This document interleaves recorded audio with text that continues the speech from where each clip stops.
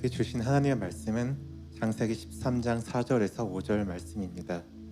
그가 처음으로 제단을 쌓은 곳이라. 그가 거기서 여호와 이름을 불렀더라.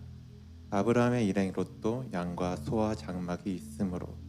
오늘 나에게 주시는 은혜의 말씀을 듣겠습니다. 할렐루야. 할렐루야. 아멘. 참 좋은 허브교회 어린이 주일에 우리 가정과 교회를 향한 하나님의 말씀을 전할 수 있게 되어서 참 반갑습니다. 저는 장로의 신학대학교에서 기독교 교육을 가르치고 있는 신형섭 교수이자 목사입니다. 예배하는 모습을 앞에서 보면서 우리 다음 세대가 예배하는 모습이 이렇게 아름답구나 라고 하는 것을 또 한번 느끼게 됩니다. 우리 하나님께서 우리 허브교회를 참 귀하게 여기실 줄 믿습니다. C.S. 루이스가 고난의 문제라고 하는 책을 통해서 이런 얘기를 했습니다. 하나님은 우리가 평안할 때는 속삭이며 말씀하시지만 우리가 고통 중에 있을 때는 메가폰으로 소리치신다. 우리는 고난이라는 것을 맞이하게 되면 이 고난 언제 끝날까? 이 고난 얼마나 크지? 그거 주목하느라 정작 그 고난을 지금도 다스리고 계시는 하나님을 향한 시선을 놓쳐버리기 쉽습니다. 그래서 우리 하나님은 우리가 고난 가운데 있을 때만 이전보다 더 큰 소리로 외치시는 거예요. 길이 안 보이냐고? 내가 길이라고. 생명이 끊어질 것 같냐고? 내가 생명의 근원이라고. 거기 이렇게 멈춰있지 말고 여기 내 오른손 꼭 잡고 이 걸음을 계속 같이 가자고 말씀하시는 하나님이신 줄 믿습니다. 이 아침도 어린이 주일로 우리에게 불러주시며 우리 다음 세대를 향하시는 하나님의 그 메가폰 잡고 외치시는 우리 다음 세대의 신앙 전수가 어렵다고 하지만 여전히 세상보다 크신 하나님이 우리 자녀 손을 붙드시고 인도하시는 걸음을 우리는 믿습니다. 우리 옆에 계신 우리 성도님들과 이렇게 한번 인사 나눴으면 좋겠습니다. 하나님의 크신 음성 듣는 시간 되기를 소망합니다. 아멘. 티모시 펄 존슨이라고 하는 교수가요, 우리 기독 부모 4만 명을 대상으로 이렇게 물었습니다. 부모님, 혹시 가정에서 우리 자녀들과 신앙적인 대화나 활동을 하십니까? 참고로 여기에 참여했던 4만 명의 기독 부모는요, 각 교회에서 가장 열정적이고 모범적이라고 추천받은 분들만 대상으로 했던 조사였습니다. 근데 그 결과는 충격적으로 나오게 됐습니다. 어떤 활동도 하고 있지 않습니다. 1위. 2위는 거의 없거나 매우 드물게 나누고 있습니다. 한마디로 일상생활을 살 때는 하나님 얘기는 거의 하지 않더라는 겁니다. 극히 소수의 숫자도 나오지 않은 마이너리티에 해당되는 소수 의견에 이런 얘기가 나와요. 우리 가정은 정기적으로 하나님의 말씀과 찬양으로 예배를 드리고 있습니다. 이 리포트는 미국 사회에 있는 다음 세대를 양육하는 목사님 또 교회학교 선생님들에게 충격을 주었던 리포트였습니다. 근데 과연 이게 우리 미국만의 얘기일까? 그렇진 않은 것 같습니다. 2012년도에 기독부모 1000명을 대상으로 이렇게 물었습니다. 부모님, 혹시 자신의 신앙이 어느 정도라고 생각하십니까? 라고 물었어요. 여러분이 보실 때 왼쪽에서 오른쪽으로 갈수록 신앙이 깊어진다는 얘기입니다. 입문층부터 시작해서 친밀층, 중심층까지 대답을 하겠습니다. 2012년도에 봤더니 가장 높은 퍼센테이지가 세 번째 그룹이었습니다. 친밀층. 나는 그리스도와 가까이 있으며 매일 그분의 인도하심을 의지합니다. 그런데 그로부터 5년이 지난 뒤에 다시 한번 물었습니다.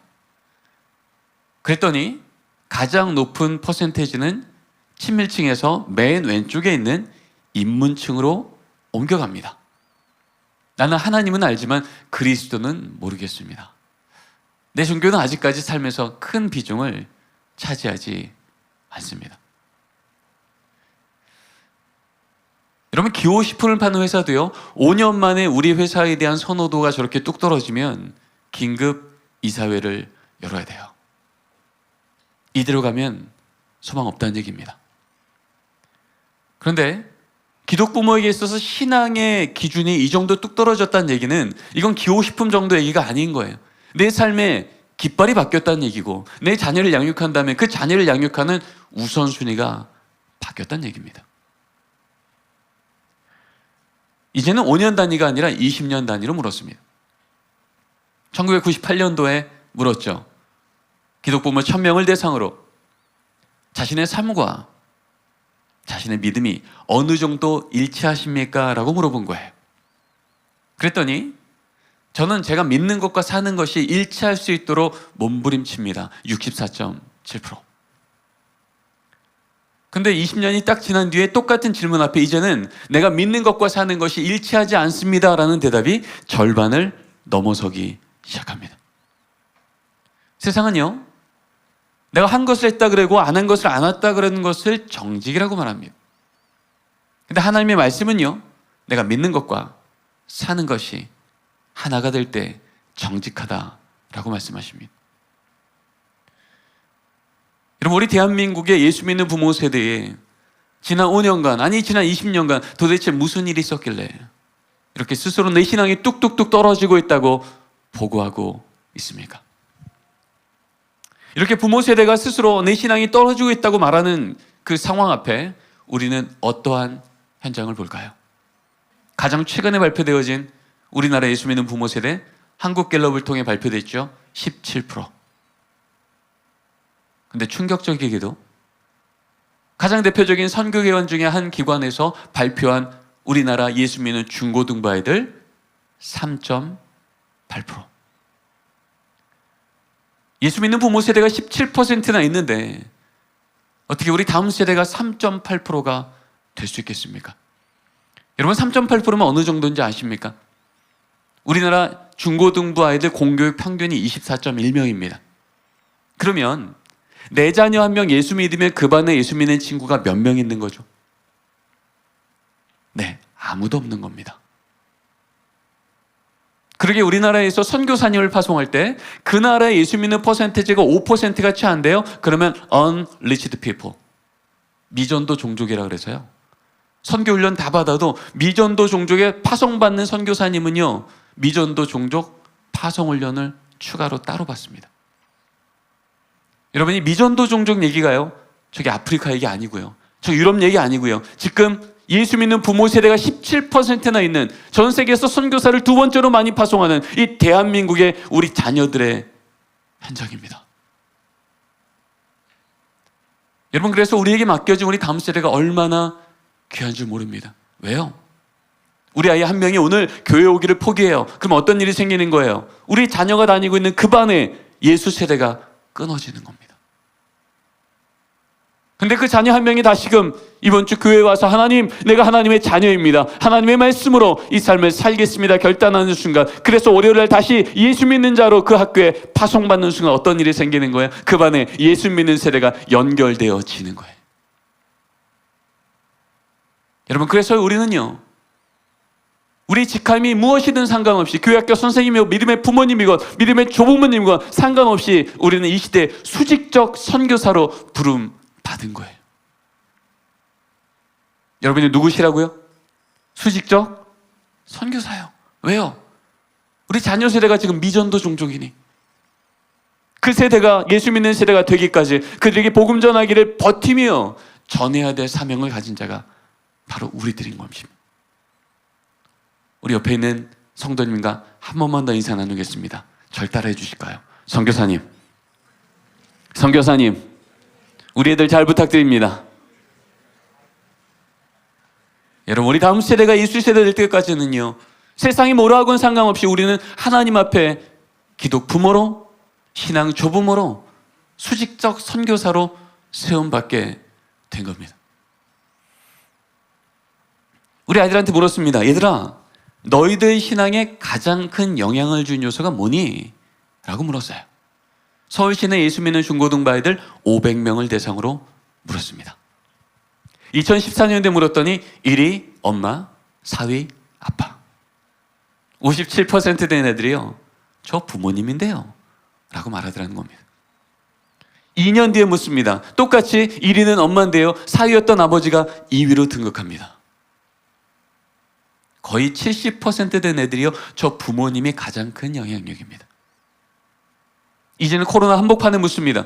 코로나가 왔기에, 세상이 바뀌었기에, 이제 모이기 힘들기에, 이제는 우리 아이들 신앙이 쉽지 않겠다 얘기할 바로 그때 우리 아이들의 입에서 나온 대답은요, 여전히 내 신앙의 가장 큰 영향력 1위 엄마 54%, 2위 아빠 33%.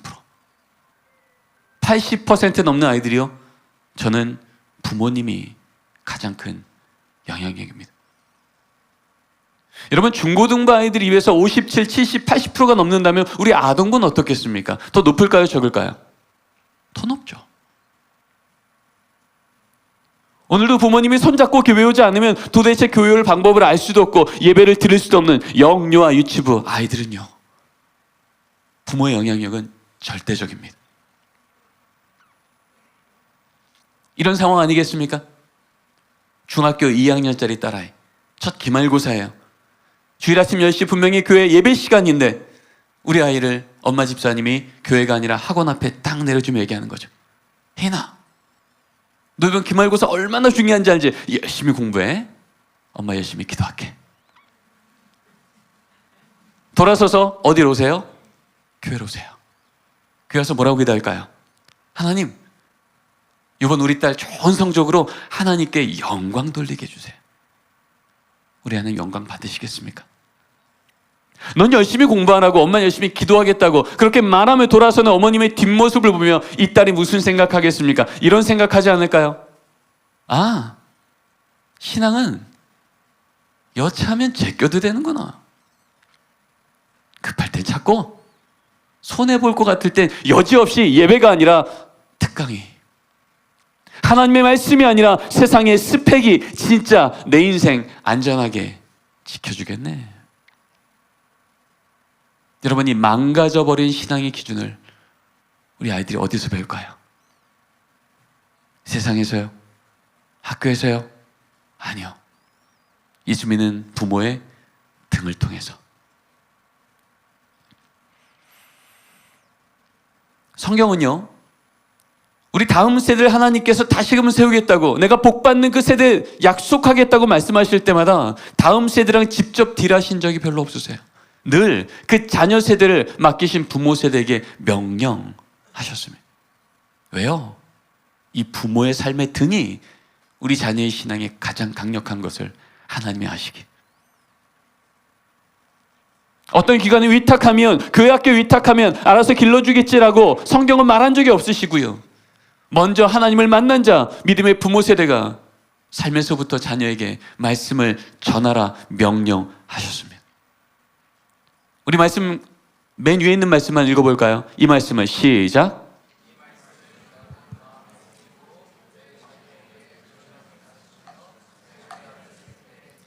네, 이 뒤도 아실 겁니다. 앉았을 때든지 일어날 때든지 길 갈 때든지 하나님 말씀하시는 겁니다. 지금 이 말을 듣는 이 부모 세대는요, 노예로 400년을 살다가 하나님 없이 살다가 이제 하나님의 은혜로만 구원받아 노예에서 자유인이 된 자들입니다.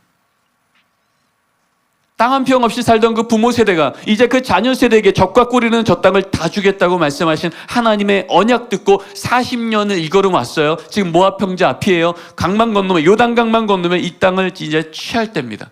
그러니 이 부모 세대 입장에서 얼마나 그 땅이 궁금하겠습니까? 얼마나 좋은 땅일까? 진짜 저 땅을 내 자녀가 가질 텐데 얼마나 좋은 대학일까?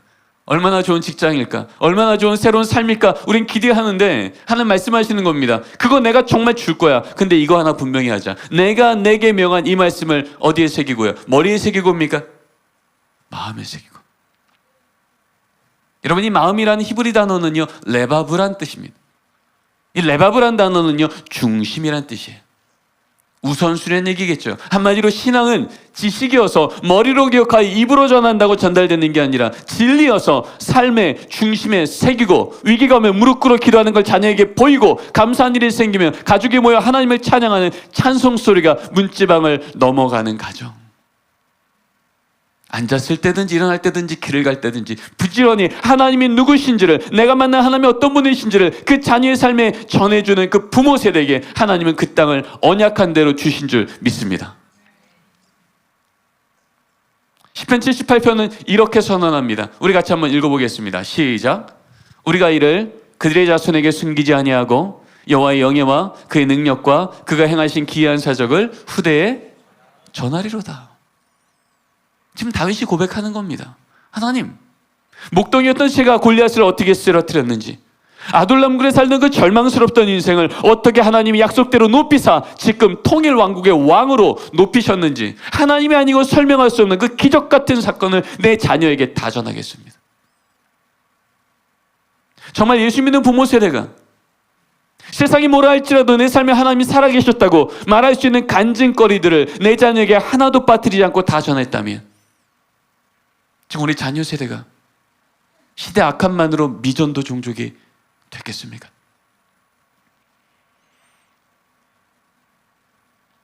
이 천년 교회사는요, 우리에게 너무나도 선명하게 증언하고 있습니다. 이 하나님 말씀대로 순종했던 부모 세대가 다시 일어났을 때 어떻게 다음 세대가 강력한 세대가 됐으며, 그 부모 세대가 무너졌을 때 다음 세대는 같이 무너졌는지 우리는 확인할 수 있습니다. 천년간 신음했던 종교개혁, 교회가 타락하고 무너져서 소망이 없던 그때 500년 전 종교개혁의 말씀만으로 다시 일어났을 때 종교개혁의 리더였던 마틴 루터 존 스프링글, 그들이 공통적으로 썼던 목회 서신서에는요 이런 글이 적혀 있음을 우리는 확인을 합니다. 우리 노란색 글씨인데요, 같이 한번 읽겠습니다. 시작. 가정은 작은 교회이자 언약 공동체. 말씀만 연구했던 종교개혁자였고 담임 목사님이었고 성서학자들입니다. 이분들이 공통적으로 하는 얘기는요, 가정은 작은 교회임을 잊지 말라는 겁니다. 여러분, 교회는요 정기적으로 모이고 훈련받고 교제하고 즐거워하고 아름다운 일들이 일어납니다. 그런데요, 그곳에 예배라는 사건이 멈춰요, 그때부터 교회 아닙니다. 아무리 많이 모이고 아무리 자주 모여도요, 예배가 멈춰요, 그때부터 교회 아닌 겁니다. 지금 얘기하고 있는 거예요. 아무리 우리 가정에 성경책이 쌓여있고 우리 집 문패 교패가 묻어있을지라도 우리 가정이 정기적으로 모여 하나님, 우리 가정의 주인은 하나님이십니다. 하나님이 우리 가정의 주인이셔서 우리 가정은 안전합니다. 이 고백이 나오지 않아요, 그 가정 예수 믿는 가정 아니라는 겁니다. 1522년도에 마틴 루터는요 가정예배 설교집을 발간하며 서두에 이런 글을 적었습니다. 예수 믿는 가정마다 부모는 설교자입니다. 종교개혁 때 설교자가 얼마나 큰 책임이었고 무게였습니까? 근데 말씀만을 연구하며 목회했던 그 리더들이 공통적으로 한 얘기는요, 예수 믿는 가정마다 부모는 하나님의 말씀을 자녀에게 전할 의무가 있다는 거예요. 100년이 지납니다. 정교도 시대죠. 이때는 아예 가정 예배를요 교회와 총회에서 엄격히 지도하기 시작합니다. 가정 예배를 드리는지 안 드리는지 반드시 목회자는 점검하게 돼 있었고요. 그래서 드리지 않는 가정은 첫 번째는 사적으로 권면해요, 두 번째는 당회가 책망해요, 세 번째는 수찬정지를 명합니다. 여러분, 수찬정지가 뭘까요? 성만찬 주지 말라는 겁니다. 당시 성만찬은 어떤 신학적 의미가 있었냐면 우리 교회 교인이라는 공적 선언이었습니다. 어떤 잘못을 지어도요, 그것 때문에 우리 교회 교인이요 아니요라고 함부로 말할 수는 없어도 적어도 내 자녀에게 신앙전수하는 그 자리를 무너져요? 그러면 그거 회복할 때까지 우리 교회 교인일 수 없다는 겁니다. 이 믿음 하나 지키려고 조상으로부터 받았던 그 모든 땅을 다 내려놓고 배 하나 타고 신대륙으로 갔던 자들이 나라를 세우고 미국을 세웠고 교회를 세우고 미국 교회를 세웠습니다. 그들이 18세기, 19세기 영적 대각성 운동 1차, 2차, 3차를 통해 다시 그 나라가 회복되어지고 그 사회가 회복되어졌을 때 3차 대각성 운동의 끝자락에서 하나님께 은혜 받아서 하나님 제게 주신 이 영생을 어떻게 내 삶을 통하여서 하나님께 영광 돌리겠습니까? 라고 할 때 그래? 저 조선 땅 가서 복음 전해. 그래서 오신 분들이 누굴까요? 138년 전 이 땅에 복음 들고 왔던 호레이스 언더우드 아펜젤리였습니다. 그래서 우리나라는 선교 초기 때부터요, 예수 믿는 부모 세대들마다 가정에서 어떤 걸음을 걸어내야 될지를 잘 배웠던 나라입니다. 100년 전 우리나라의 성경 잡지가 처음으로 발간될 때 1권 1호 첫 페이지가 놀랍게도 가정예배로 시작이 됩니다. 같이 한번 읽어보겠습니다. 시작. 가정예배는 도덕 근본상의 작용이요,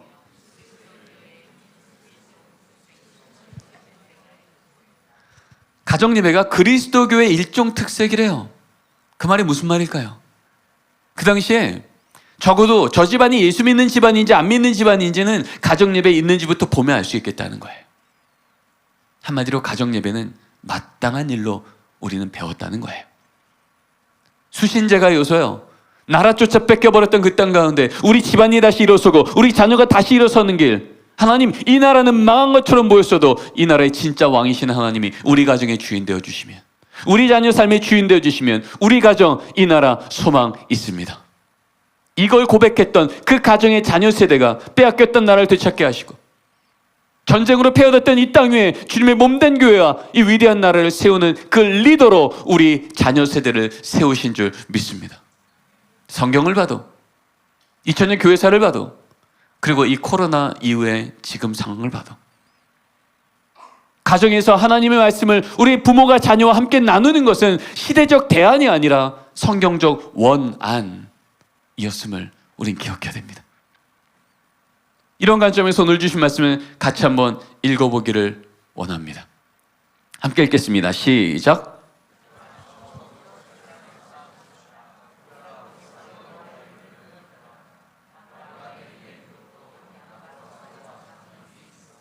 아멘. 여러분 너무나 잘 아시는 말씀이에요. 믿음의 조상 아브라함을 하나님께서 메소포타미아 땅에 있던 아브라함을 부르십니다. 내가 너로 인하여서 큰 민족을 이뤄줄게.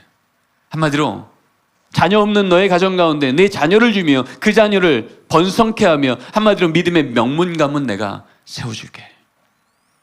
내가 내게 지시할 땅으로 가거라. 그래서 지금 그 걸음을 막 출발하는 중입니다. 매우 초창기의 얘기예요. 근데 하나님은요, 그 초창기의 첫걸음부터 하나님께서 주목하고 있던 하나의 기준이 있었다는 거예요. 똑같이 하나님께 복받겠다고 이 걸음을 가고는 두 가정인데요, 한 가정에는 여호와 이름을 부르는 제단, 가정예배가 있었고, 또 한 가정에는 양과 소와 장막이 있더라는 겁니다. 예배에 있다는 얘기는 없습니다. 여러분, 족장시대 때 친족 아비집을 버리고 다른 곳을 간다는 얘기는요, 인생 걸었다는 얘기입니다. 나름 믿음이 있었다는 얘기예요. 하나님 말씀 믿고 이 걸음 가면 우리 가정 복 줄 거 맞죠? 라고 해서 지금 그 걸음 가고 있더라는 거예요. 근데 문제는요, 나름 인생 걸고 가고 있는데 왜 아브라함 가정에는 여호와 이름을 부르는 제단이 있었고 롯의 가정에는 없었을까요? 이런 상황 아니겠습니까? 아무리 머리로는 하나님 우리 가정 복 줄 거 믿습니다 할지라도 당장 내 눈앞에 보이는 양 챙기느라, 소 챙기느라, 장막 챙기느라 가족이 모여 여호와의 이름을 부를 여유가 없었던 가정, 가족이 모여 여호와의 이름을 부를 우선순위가 무너졌던 가정.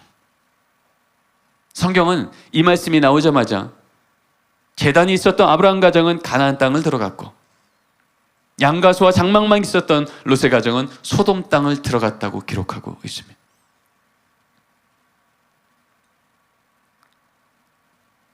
양과 소와 장막을 챙기느라 여호와의 이름의 우선순위가 무너졌을 때 어떤 일이 생겼을까요? 세상적으로 보이는 소돔 땅이 딱 나타나니, 하나님께서 복 준다고 했던 삶이 바로 저 안에서의 삶이었구나. 하나님 없이 복처럼 보이는 것 쫓아 들어가다 망할 도성으로 들어간 롯의 가정과 가는 걸음들마다 멈추어 하나님, 여기까지도 하나님의 은혜였습니다. 앞으로도 인도해 주시옵소서. 여호와의 이름을 부르던 아브라함의 가정.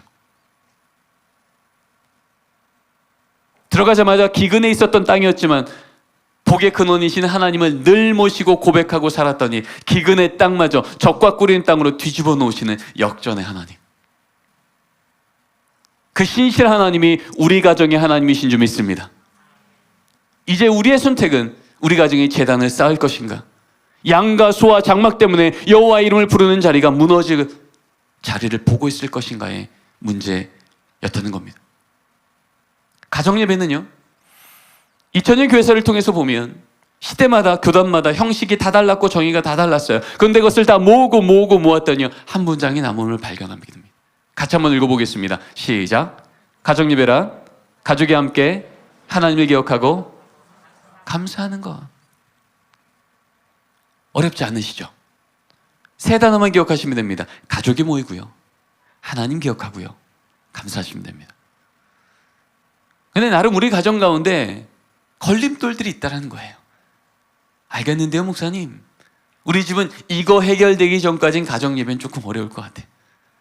나름대로의 걸림돌들이 있어요. 그런데 여러분, 우리는 알고 있습니다. 우리 하나님 하지 못할 걸 명령하시는 분이 아니라 할 수 있도록 도우시는 분이신 줄 믿습니다.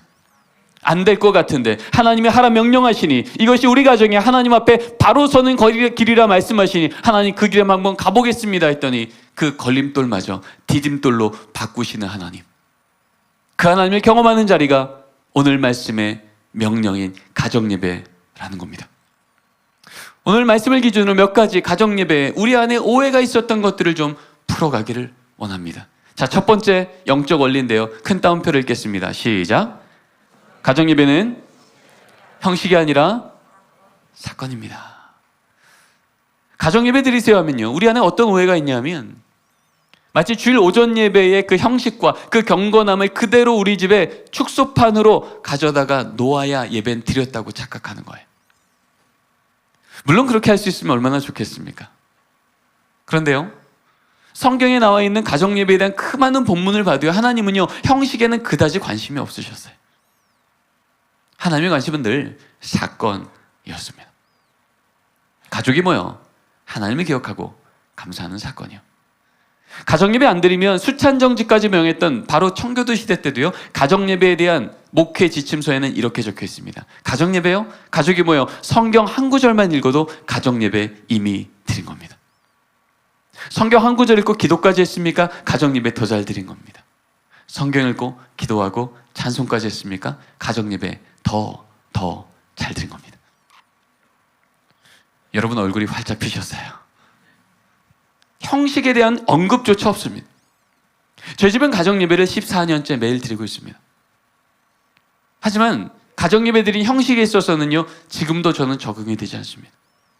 분명히 눈은 천장을 보는데 손은 바닥을 쓰시고요, 허리는 거의 연체동물에 입은 끊임없이 떠드세요. 첫째는 중학교 1학년, 둘째는 초등학교 5학년인데요 여전히 가정예배 드릴 때마다 거의 빠지지 않는 멘트가 이런 거죠. 누나, 왜 눈 떴어? 너 왜 떴어? 거의 놓치지 않는 멘트들이에요. 여러분, 그럴 때마다 제가 너도 언제쯤 제대로 예배 드릴래? 라고 말하는 순간 그 자리는 예배의 자리가 아니라 도덕 시간으로 바뀌는 겁니다. 여러분, 조금 있으면 이제 어버이날이 가까웁니다. 여러분, 어버이날이 되면 그동안 나의 삶에 사랑을 주신 부모님을 기억하며 감사를 표현합니다. 근데 여러분, 막내 유치원 우리 막내가 부모님께 감사합니다 표현하는 형식과 첫째 우리 대학생인 우리 아들이 감사합니다 표현하는 형식이 같겠습니까? 다르겠습니까? 당연히 다르죠. 그러나 어떤 부모도요, 첫째가 하는 성숙한 형식은 받아주고 막내가 하는 미성숙한 형식은 안 받아주는 부모는 없어요. 어리면 어릴수록 도리어 응원하며 격려하며 잘하고 있다고, 감사하다고, 그래서 그 자녀가 잘 양육해서 성장할 수 있도록 돕는 게 부모라면, 여러분, 우리 하나님, 우리 가정에 있는 모습 그대로, 그러나 오늘도 하나님 말씀 앞에 모여 주의 말씀 한 구절에도 읽으며 하나님 이 말씀대로 하나님이 우리 가정의 주인 되신다면 소망이 있습니다. 그 고백을 하는 가정을 하나님이 기뻐하실 줄 믿습니다. 한 번은 제 연구실에 기자님이 오셨어요. 가정예배에 대해서 어떻게 드려야 됩니까? 교회사는 무엇을 말하고 있습니까? 여러 가지의 얘기를 하다가 제가 저희 집 가정예배를 매일 드린다니까 기자님이 저희 집에 가정예배를 촬영하러 오시겠대요. 근데 제가 말씀드렸죠. 기자님, 저희 집 가정예배들이 형식만 보면 여러분들 시험 당하기 딱 좋습니다. 오지 마세요. 필요하면 제가 사진 몇 컷만 찍어서 보내드립니다. 그리고 그날 저녁에 우리 아이들한테 이 얘기를 하고 가정예배를 드릴 때 찍었던 사진인데요. 찬양할 때 사진입니다. 성령 충만한 얼굴이에요. 저는 이 사진을 찍으면서 깜짝 놀랐습니다. 그때까지 아이들이 가정예배 때 저렇게 찬양한 모습을 한 번도 본 적이 없거든요. 늘 누워 계셨거든요. 근데 그날은 저렇게 찬양을 하는 거예요. 말씀 들을 때 사진입니다. 얼굴에 온화한 미소와 허리는 꼿꼿이 펴고 성경을 뚫어지게 쳐다보는 집중력이요. 예배 끝날 때까지 요동치 않는 거예요. 이런 적이 한 번도 없는데 제가 그날 저녁에 이제 잠을 잤는데 잠이 안 오는 겁니다. 도대체 우리 애들 이렇게 어린애들이 위선적일까? 이거 보내면 안 되겠다. 이거 다 거짓인데 조작인데. 제가 마음이 너무 불편해서 뒤척뒤척 했는데 하나님이 제 안에 이런 깨달음을 주신 거예요. 그랬구나. 오늘도 또 까먹었네 싶어서 또 지적하고 또 혼냈는데 아니었네. 다 알고 있었네. 저렇게 찬양해야 된다는 거. 저렇게 말씀 들어야 된다는 거. 까먹어서가 아니라 미성숙해서 못했던 거였구나. 철을 따라 열매 맺으시는 하나님. 오늘도 이 부모는 우리 자녀가 가을의 계절에게 기대한 거예요. 누가 봐도 풍성한 열매. 그 입에서 나온 말들이 어딜 가도 간증할 만한 향기로운 그 말들을 기대했는데 우리 자녀의 계절은 지금 뭔 거예요? 가을입니까? 봄입니까? 봄이에요. 봄도 완전 초봄. 분명히 씨앗을 심었는데 물을 주고 햇볕을 줘도요. 땅 밑에서 아무런 일이 일어나는 것을 볼 수가 없는 거예요. 그러나 우리 하나님 말씀의 씨앗 심어 놓으시면 죽이지 않으시고 반드시 싹을 내시며 뿌리를 내리시고 철을 따라 줄기가 올라오사 하나님의 열매를 보게 할 줄 믿습니다. 여러분, 봄에 우리 나무를 키울 때 물을 주면요 알 수가 없어요. 도대체 하루 물 주는 게 무슨 일일까? 하루 햇볕 받는 게 무슨 일일까? 알 수가 없습니다. 그러나 그 자리 포기치 않고 울타리를 쳐주며 물을 주며 햇빛 받게 도와줄 때 계절이 바뀌어보면 철을 따라 열매를요. 바뀐 계절만큼 열매를 맺힌 걸 보게 될 줄 믿습니다. 여러분 기억하십시오. 가정예배는요 형식이 아니라 사건을 버텨내는 것입니다. 믿음은 부모가 줄 수 없고 하나님만 줄 수 있다면 하나님 말씀대로 순종하는 그 자리에서 주는 언약대로 보이지 않는 손으로 일하고 있는 줄 믿습니다. 두 번째 원리입니다. 같이 한번 읽어보겠습니다. 시작.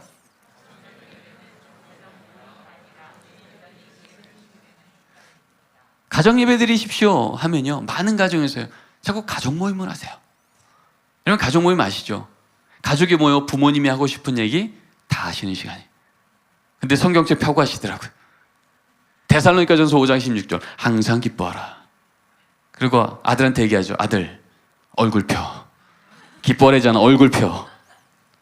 여러분 이때 우리 아들이 무슨 생각할까요? 아빠도 인상 쓰면서 나보고 얼굴 펴. 분명히 하나님 말씀은 읽었는데 도대체 하나님의 은혜도 안 보이고요 불편한 지적만 오가는 겁니다. 여러분 적어도 이 시간이 가족 모임이 아니라 가정 예배 시간이라면 우리 가정의 가장이신 하나님 아버지만 말씀하시는 시간이에요. 말씀이 있는 아버지도 하나님 앞에 아들이고요 기도하는 어머님도 하나님 앞에 딸입니다. 그러면 오늘 하나님의 말씀 한 구절 읽고요 내가 하고 싶은 얘기를 하는 시간이 아니라 하나님께서 우리 가정에게 하고 싶은 말씀을 각자 듣고 고백하는 시간이에요. 그러면 이렇게 바뀌겠죠. 항상 기뻐하라 읽고 나서요 아들 항상 기뻐하라는 말씀을 내가 듣고 나니 네가 건강한 것만으로도 네가 믿음 지키고 있는 것만으로도 감사하지 못했던 아버지가 부끄럽구나. 아버지가 늘 감사할 수 있도록 더 노력해야겠다. 넌 좀 어떠니? 이때 아들이 무슨 생각하겠습니까? 고수인데 그러겠습니까? 아니죠. 이거 괜찮네. 도대체 안 바뀔 것 같은 아버지도 성경 말씀 한 구절 앞에서 바뀌시네. 나도 내 인생 좀 바뀌었으면 좋겠는데 나도 아버지처럼 말씀 제대로 만나 내 삶이 좀 바뀌었으면 좋겠다. 여러분 어머님이 또 기도합니다. 하나님 우리 아들 게임 좀 그만하게 하시고 우리 딸 이번 기말고사 10등만 오르게 하시고 만나지 말라는 계지만 안 만나게 하시고. 여러분, 이렇게 기도하는 순간 이 기도가 뭘로 들릴까요? 잔소리요. 여러분, 우리 아이들은요, 지적으로 변하지 않습니다. 감동받을 때 변합니다. 이 자리가 정말 가정 예배임을 믿는다면, 하나님이 말씀하셨고 그 말씀이 정말 우리 가정에 역사할 걸 믿는다면 우리 기도는 이렇게 바뀌겠죠. 하나님, 오늘도 우리 집에 또 어려운 일이 생겼습니다. 어려운 일이 생긴 걸 아심에도 불구하고 항상 기뻐하라 말씀하시니 오늘의 이 어려운 일을 간증거리로 바뀌는 그날까지 함부로 입술에 원망스럽지 않게 파수꾼 세워주시고 이 걸음 주님 손 꼭 잡고 갈 수 있도록 이 여종의 손에 믿음의 힘을 더하여 주시옵소서. 여러분, 이 기도 소리를 이 딸이 듣는 순간 어떤 생각하겠습니까? 이쯤면 우리 엄마도 하나님 원망해야 되는데, 절망해야 되는데, 여기 정말 신앙에 거인이 앉아있네. 나도 우리 엄마처럼 예수님 제대로 만나 어떤 상황에도 요동치지 않는 안전한 인생 살고 싶다. 나도 성적 때문에, 외모 때문에, 돈 때문에 내 인생 흔들려서 너무 힘든데 나도 우리 엄마처럼 예수님 제대로 만나 어떤 상황에도 견고한 안전한 인생 살고 싶다. 여러분, 이 딸이 그 자리에서 기도가 뭔지 배우지 않겠습니까? 여러분, 기억하십시오. 가정 예배는 가족 모임이 아니라 가정이 예배드리는 시간입니다. 마지막입니다. 함께 읽겠습니다. 시작. 가정 예배는 시간이 없어서가 아니라 시간 내서 드리는 겁니다. 여러분, 정말 중요한 건 시간 내는 거예요. 어떤 가정도 시간 없다고 몇 개째 밥을 굶지는 않습니다. 왜요? 밥 안 먹으면 힘을 낼 수가 없으니까. 정상적으로 살 수가 없으니까. 육의 양식도 안 먹으면 힘을 못 내는데 하나님의 가정이, 하나님의 자녀가 영의 양식인 말씀을 먹지 않고 몇 끼째, 아니 며칠째, 아니 몇 달째 세상 속에 살면서 우리의 바램대로 세상을 거슬러 올라가며 하나님의 자녀로 반짝이며 하나님의 은혜와 능력을 드러내는 자녀로 살기를 원한다고요. 우리의 바람일 수 있지만 하나님의 말씀과는 너무나도 거리가 먼 삶인 겁니다. 저는 공부 때문에 8년 정도 미국에 있었습니다. 대학부와 청년부를 맡았습니다. 12년 전 얘기지만 고등학교 때부터 중학교 때부터 부모와 떠나서 미국 와서 대학 다니고 직장 생활하는 우리 청년들이요, 수요일, 목요일, 금요일이면 한국에서 연락이 오는 거예요. 딸아, 이번 주 뭐 기도해 줄까? 아들, 이번 주 아버님이 많이 편찮으셨는데 토요일 저녁 9시 알지? 가정예배 시간이야. 5분이라도 꼭 같이 기도하자. 저 지구 반대편인데도요, 같은 시간에 같은 하나님께 같은 기도 제목으로 같은 믿음 갖고 하나님, 이번 주간도 하나님 우리 가정의 주인 되어 주시기를 소망합니다. 하나님이 주인 되어 주시면 우리의 간구 제목은 간증거리가 될 줄 믿습니다. 부모님 얼굴 본 지 몇 년째인 이 청년들이요, 그렇게 그 걸음을 함께 걸어갈 때 부모의 간증이 나의 간증이 되어지고 믿음을 걸음마다 고백하며 경험하며 살아가는 걸 눈으로 보다 왔습니다. 여러분, 가족이 다 모일 수 없다면 모일 수 있는 부모 한 분만이라도 그 자리 지키며 대신 우리 자녀와 기도 제목을 나누며 그 시간을 하나님이 주인 되심을 고백하는 시간으로 지킨다면 우리 하나님, 우리 가정, 세상이 건들 수 없는 여호와의 손이 보호하시며 세상에 함부로 빼앗겼던 땅을 회복하셨던 하나님의 에베네셀의 돌에 있었던 역사가 우리 가정에게 있게 될 줄 믿습니다. 어버이주일을 맞아, 어린이주일을 맞아요. 정말 우리 자녀에게 줄 수 있는 최고의 유산이 무엇이겠습니까? 말씀을 정리합니다. 지금 이 시대는 우리 아이들을 제자화 삼고 있습니다. 핸드폰을 통해서, 인터넷을 통해서, 게임을 통해서 학교에서 경험한 음란문화, 폭력문화, 경쟁문화 이렇게 따라오지 않으면 재미없을 거라고, 밀려날 거라고 우리 자녀들을 협박합니다. 제자 삼으며 이렇게 살아야 된다고 말하고 있죠. 여기 조금 더 큰 돌멩이 있다고, 여기 조금 더 큰 스펙이 있다고, 이거 들고 가면 세상 좀 이길 것 같다고 말합니다. 그러나 우리는 알고 있습니다. 다윗이 골리앗을 쓰러뜨릴 때 썼던 무기는 더 큰 돌멩이가 아니라, 더 큰 무기가 아니라 그 입에서 나왔던 믿음의 고백인 줄 믿습니다. 너는 칼과 창과 단창으로 내게 오거니와 난 내가 모욕하는 만군의 여호와 이스라엘 군대 하나님의 이름으로 내게 가노라. 여러분, 더 큰 돌멩이가 골리앗을 쓰러뜨리는 게 아니라 사울의 칼이 사울의 갑옷이 아니라 더 큰 스펙이 아닌 아무리 작은 돌멩이일지라도 골리앗보다 능히 크신 하나님이 나와 함께 하시는 것을 믿는다면 작은 돌멩이로도 골리앗을 쓰러뜨린 역사가 우리 자녀 삶 가운데 있게 될 줄 믿습니다. 우리 자녀 손에 진짜 쥐어줘야 될 돌멩이는 더 큰 돌이 아니라 믿음의 돌. 입으로 전할 수 있는 삶이 아니라 말씀의 언약대로 앉았을 때든 일어날 때든지 우리 가정에 정기적으로, 그것이 매일이건 일주일에 한 번이건 그 숫자가 중요한 게 아니라 정기적으로 우리 가정의 주인이 하나님이심을 우리 삶의 등으로 보이는 그 자리를 지켜낼 때 우리 하나님, 우리 자녀 세상이 감당 못할 믿음의 다음 세대로 세워주실 줄 믿습니다. 기도하겠습니다. 하나님 감사합니다. 어린이 주일을 맞이하여 우리 자녀 세대에게 정말 줄 수 있는 가장 큰 선물이 무엇일까? 우리 하나님께서 오늘 말씀을 통하여 믿음의 가정 가운데 믿음의 부모 세대를 통해 우리 자녀에게 믿음의 등을 보여주는 가정 예배를 다시금 세우기를 권면하시며 언약하여 주시는 말씀을 전하니 감사를 드립니다. 우리 가정의 수준만큼이 아니라 우리 가정을 향한 하나님의 계획만큼 주님, 우리 가정에도 양과 소와 장막을 뛰어넘은 여호와의 이름을 부르는 제단을 세워 주시옵소서. 예수님의 이름으로 기도드립니다. 아멘.